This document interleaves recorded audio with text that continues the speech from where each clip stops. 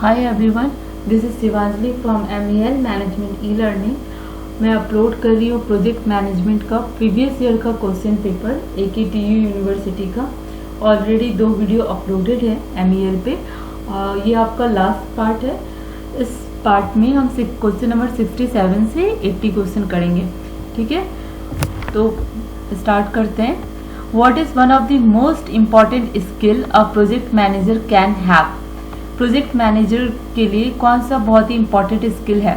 ये सारे स्किल्स उनको चाहिए। प्रोजेक्ट मैनेजर के लिए ये सारे स्किल्स रिक्वायर्ड है। अगर all of the above option रहता तो वो आपका आंसर होता, बट सबसे ज़्यादा जो मोस्ट इम्पॉर्टेंट स्किल है वो आपका कम्युनिकेशन स्किल है। ठीक है, क्योंकि हमें एक टीम को लेके चलना है।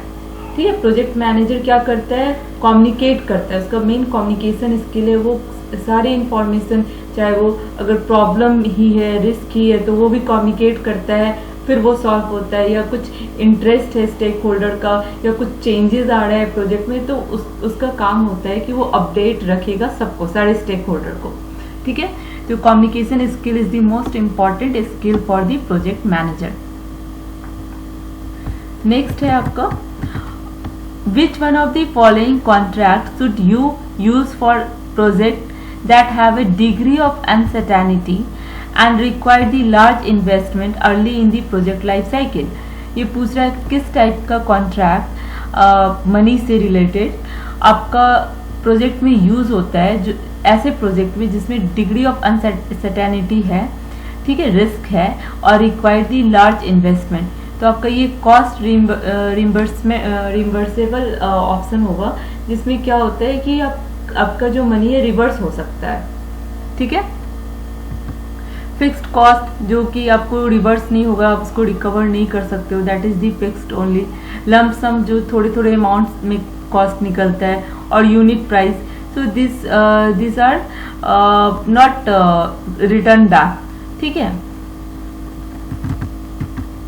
now question number 69, a project manager would find team development the most difficult in which form of organization?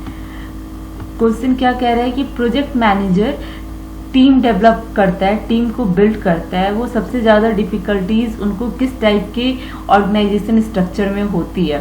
ठीक है, इस पे एक एक्चुअली ये बहुत बड़ा ये है टॉपिक है। इस पे ऑर्गेनाइजेशन स्ट्रक्चर का रिलेशन बताया गया है प्रोजेक्ट मैनेजर के वर्क से, जिसमें आपका इसमें है कि यहाँ पे जहाँ पे डिफिकल्टीज, जहाँ पे आपको प्रोजेक्ट मैनेजर को बहुत ही कम पावर रहता है, उसको हम लोग वीक मैट्रिक्स ऑर्गेनाइजेशन कहते हैं, या फंक्शनल मैट्रिक्स ऑर्गेनाइजेशन कहते हैं। ठीक है, तो अगर यहाँ पे फंक्शनल मैट्रिक्स ऑर्गेनाइजेशन भी होगा then also option is correct, because वहाँ पे क्या होता है, प्रोजेक्ट मैनेजर के पास बहुत ही कम पावर होता है। वो डिपेंड होता है फंक्शनल मैनेजर पे for approval of anything. Resource चाहिए तो फिर आपको फंक्शनल मैनेजर से अप्रूव करना है, कॉस्ट बजटिंग के लिए करना है। तो बेसिकली प्रोजेक्ट मैनेजर के पास पावर नहीं होता है, तो पावर नहीं होने की वजह से उनको डिफिकल्टीज होती है टीम डेवलप करने में।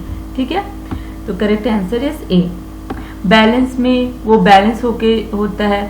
ठीक है, पावर थोड़ा बहुत रहता है। प्रोजेक्टाइज ऑर्गेनाइजेशन में वो पावर रहता है, अगेन प्रोजेक्ट मैनेजर ही सारा कुछ करता है, तो ये उनके लिए जो प्रोजेक्टाइज ऑर्गेनाइजेशन है ये बेस्ट है। टाइट मैट्रिक्स में इक्वल पावर रहता है। ठीक है, narrative description of product and service to be supplied under the contract is called. यहाँ पे आपका क्या बोल रहा है कि नरेटिव डिस्क्रिप्शन एक डॉक्यूमेंट्री फॉर्म में प्रोडक्ट और सर्विस का सप्लाइड रहता है, उसको क्या कहते हैं? तो ये स्टेटमेंट ऑफ वर्क होता है। Question number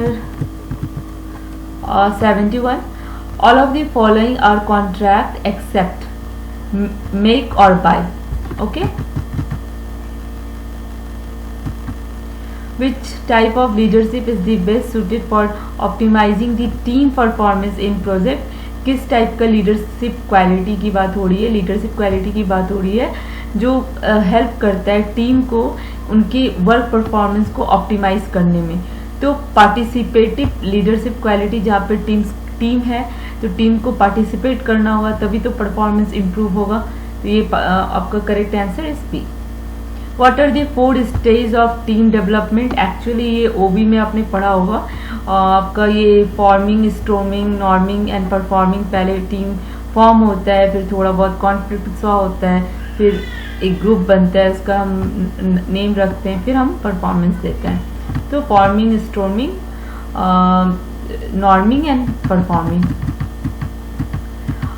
question number 74, your IT company is responsible for making the software virus programme.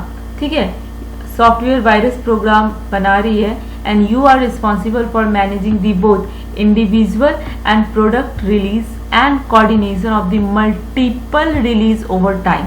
यहाँ पे मल्टीपल की बात हो रही है तो ये प्रोग्राम मैनेजर होगा। ठीक है, which of following is not a feature of product?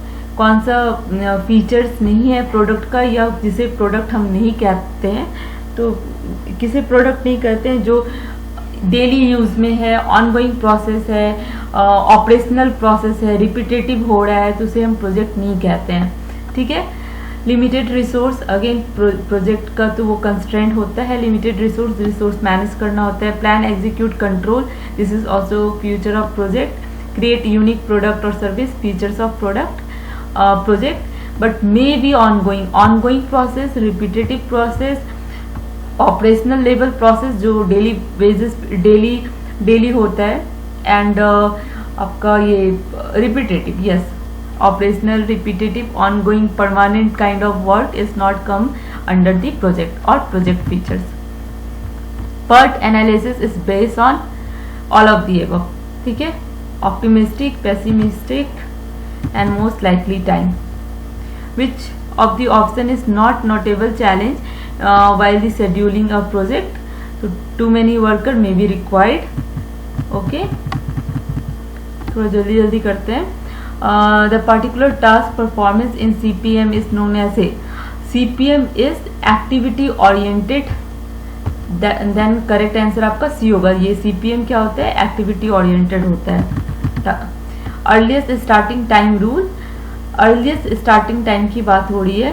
So compare the activity and time for an activity predecessor जो पहले अर्लीस्ट जो पहले एक्टिविटी आता है, सक्सेसर जो उसको फॉलो करता है। ठीक है, critical path is the longest path. ठीक है, तो ये आपका 80 क्वेश्चन का पूरा प्रीवियस ईयर का पेपर था AKTU यूनिवर्सिटी का प्रोजेक्ट मैनेजमेंट का, जिसको मैंने 3 पार्ट में करके डिवाइडेड किया है। ये लास्ट पार्ट है, मैं आज अपलोड कर रही हूँ, सॉरी फॉर लेट, पर टाइम कंस्ट्रेंट की वजह से नहीं मिल रहा है मुझे बिल्कुल भी टाइम। बट आपके इतने सारे कमेंट्स और आपको मेरी वीडियोस पसंद आ रही है, कुछ यूज़फुल हो रहा है, तो मैं इसलिए टाइम सेव करके कैसे भी करके अपलोड कर रही हूँ। तो प्लीज़ आप लोग अच्छे से पढ़ो, एग्ज़ाम दो, कुछ भी क्वेरीज, कुछ भी कंफ्यूजन हो तो पूछो। ठीक है, चलो bye, all the best for your exam. Okay, and अच्छे से लिखो, चलो बाय।